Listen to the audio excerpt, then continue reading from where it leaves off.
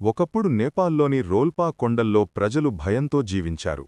రాత్రివేళ తుపాకీ గోలలు వినిపించేవి. పిల్లలు స్కూలుకి వెళ్లే ధైర్యం చేసేవారు కాదు. రైతులు పొలాల్లో పని ఆపేశారు. కుటుంబాలు భయంతో ఇళ్లల్లోనే కూర్చునేవి. ఆ భయపు నిశ్శబ్దంలో ఒక చిన్న టీషాపు ముందు ఇద్దరు వృద్ధులు కూర్చున్నారు. ఒకరు రాజరికానికి మద్దతుదారు, మరొకరు తిరుగుబాటుదారులకు అనుకూలం. చాలాసేపు మౌనం.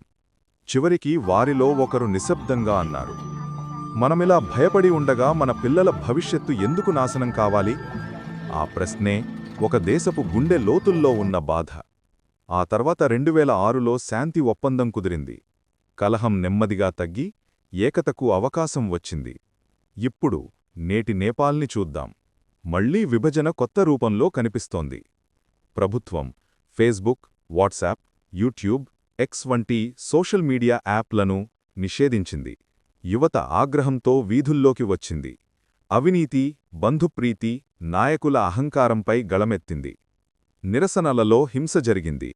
పోలీసులు కాల్పులు జరిపారు, కర్ఫ్యూ పెట్టారు. అనేకమంది గాయపడ్డారు, కొందరు ప్రాణాలు కోల్పోయారు. కాని అక్కడే కొత్త చరిత్ర రాయబడింది.